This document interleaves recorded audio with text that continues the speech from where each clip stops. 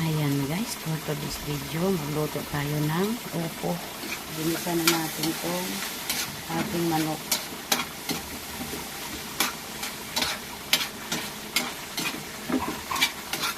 Ilagay na natin yung manok. At hindi ko na kuha ng video nung paggisa ko ng sibuyas, kamatis, at bawang. Nilagyan ko ng hibi.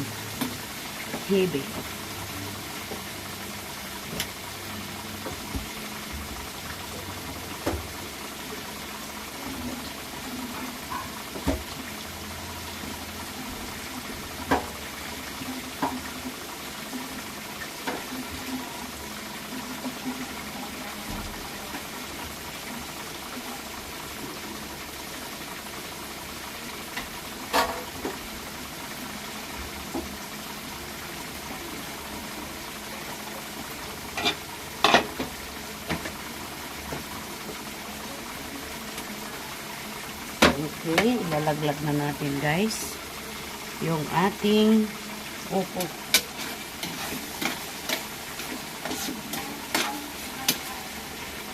Ilalagay na natin yung ating upo. Kunti lang ang ating ilalagay na sahog guys kasi sobrang mahal ngayon ang manok ang sobrang mahal at saka yung mga karne lahat walang mura. So ngayon lalagyan natin siya ng konting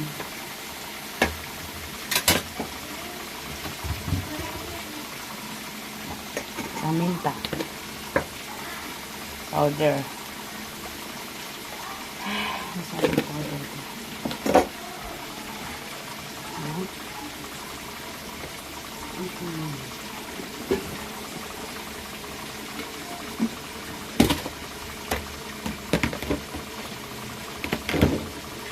Lalagyan natin ng konting paminta.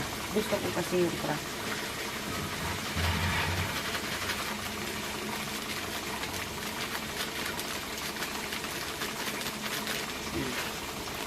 Ayan. Crack na paminta. So ngayon, haluin natin.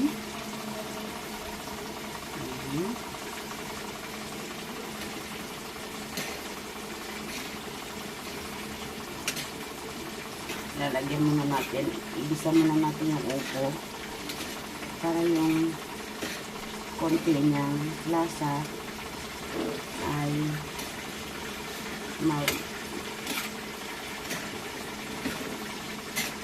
sa doon sa upo, yung upo magkaroon ng lasa kasi pag igisa mo pag hindi mo iluto doon sa mantika na gisahan mo ay matabang ang upo. Okay, tatakpan natin at antayin lang natin ng konting minuto. So ngayon ipakita ko naman sa inyo, dito ako nagprito guys kasi natatakot ako baka tumalsikan ako ng ating mantika.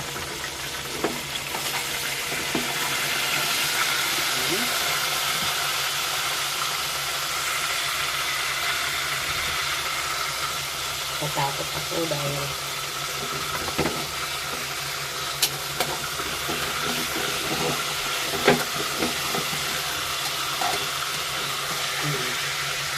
bumili ako ng isang pitso. Yun ang iba yung hinalo ko sa upo. Diba? Nakatipid na si mami. Ayan. Ganyan lang siya. At pag nagprito po kayo, kalbiro. Kasi matalsik ang mantika. Ayan. Takpan. Ayan. Sa bagay guys, iba-iba yung ating mga diskarte sa pagluluto. Ayan. Antayin na lang natin. Medyo lumambot yung ating upo.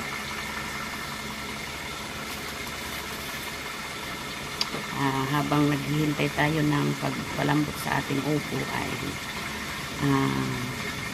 magpapasalamat po ako sa lahat ng mga sumusuporta at nagtitiwala kay Mami Banji. Sana guys hindi po kayo magsawa sumuporta pa sa pagbablog ni Mami Banji at abangan nyo yung aming video ng aking apo. Ay hindi pa namin na-upload yung iba. So, pakisuportaran nyo na lang din yung YouTube channel ni Mami Banji. Pakisubscribe po YouTube channel Banji Pagado. At yung sa aking pamangkin ay si Renanti Pagado. Pakisubscribe din po. At yakapan na lang din tayo guys sa ating mga channel. Ayan. So, nag-antay tayo ng kunting oras or minutes na paglumambot na yung ating mga niluluto. For today's video, ingat-ingat po tayo sa mga followers ko kung saan man kayo naroon. Ingat po kayo mga guys.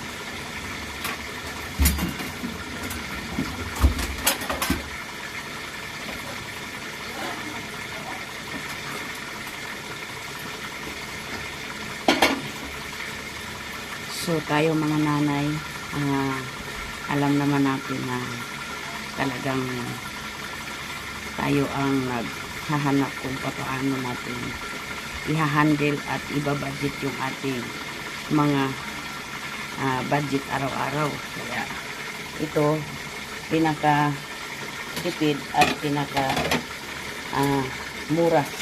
na mga budget sa ating mga binibili sa ulam ng ating mga anak. Ayan. Ayan guys.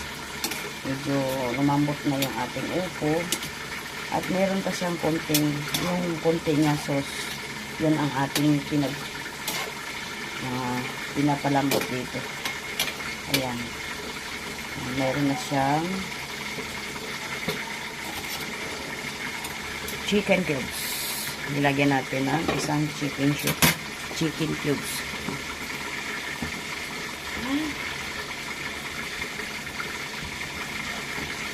Yan.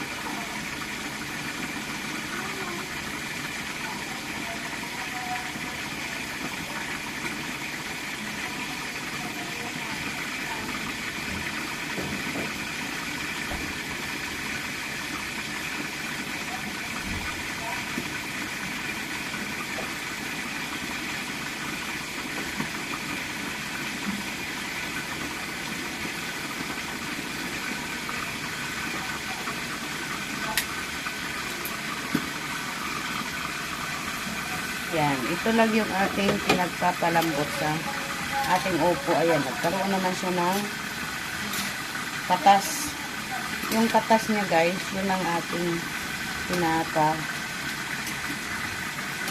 lambot dito sa upo. Yan.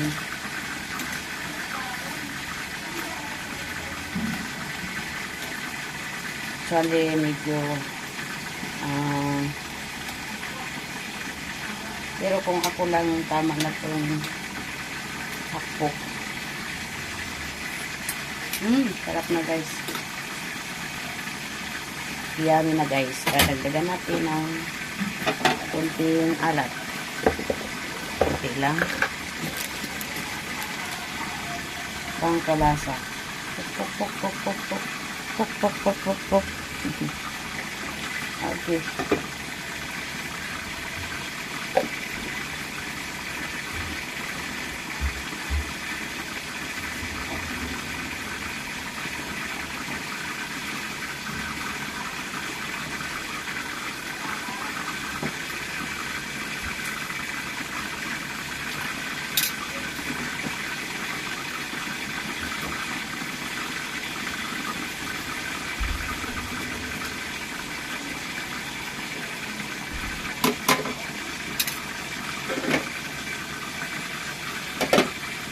Tingnan natin ang ating mahiwagang upo. Ang upo ay maraming sustansya sa ating katawan, lalo na sa ating mga bata, sa mga bata. At ang aking apo ay mapapasarap naman dito ngayon sa pagkain niya.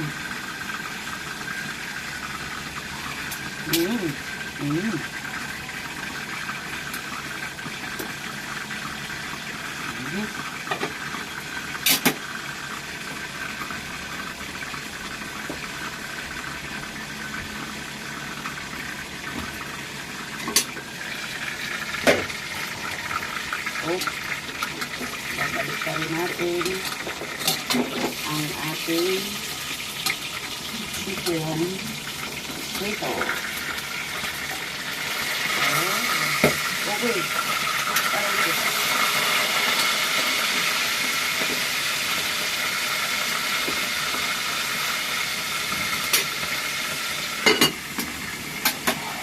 O, diba walang talsik guys? Walang talsik. Ayan, walang talsik yung ating piniprito.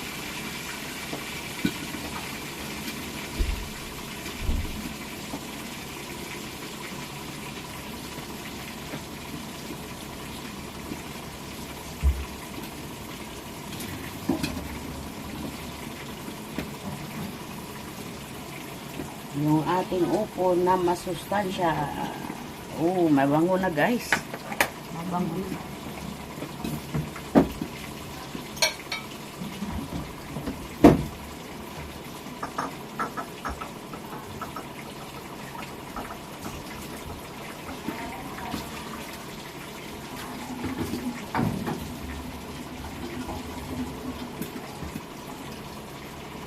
Dito natin ilalagay ang ating upo.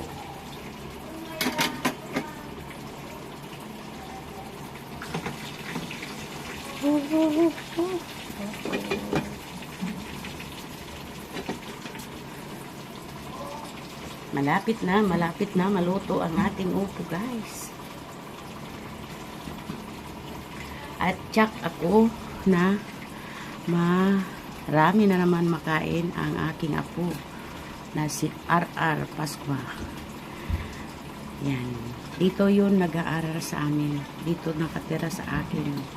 Dahil ay si RR Pascua guys ay isang ulilang ina. Isang ulilang ina na buhay ang ina. Inaabandon siya ng nanay niya. Hindi na siya binalikan ng nanay niya. Kaya sa akin lang siya. Okay, pwede na to guys.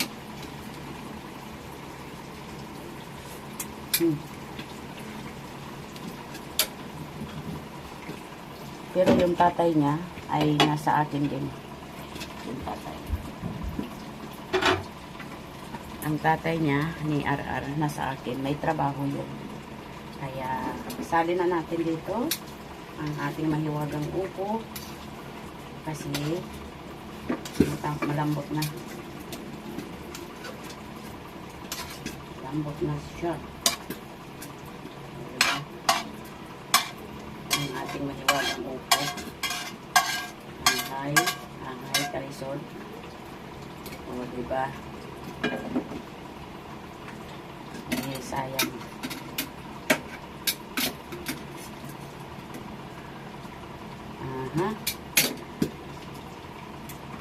Tatakpan para hindi siya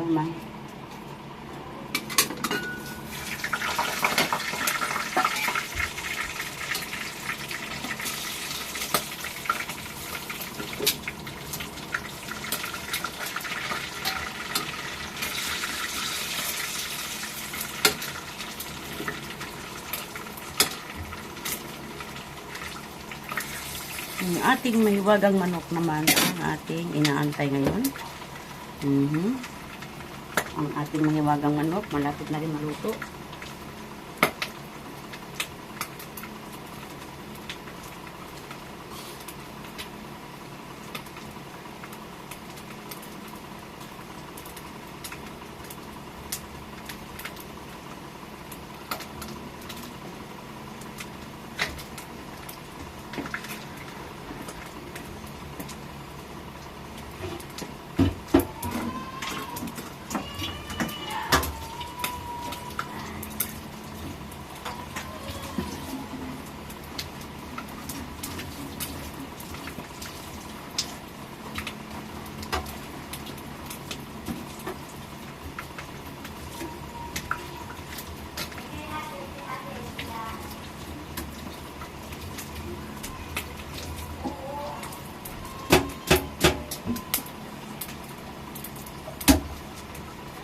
Ayan, dito natin ilalagay sa screen ang ating mahiwagang manok.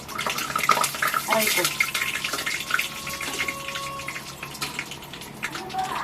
Okay.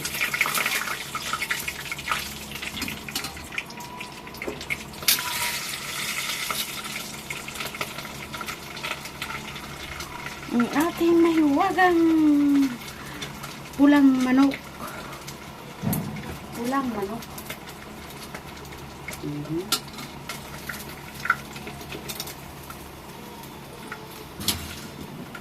Dito muna natin i-sauce.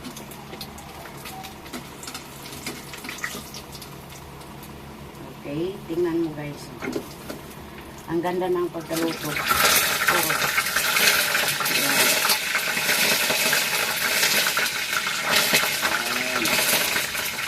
Ang ganda ng pagkaluto. Dahil mamantika pa siya, lalagyan mo na natin takpan para hindi siya magapangan ng insekto.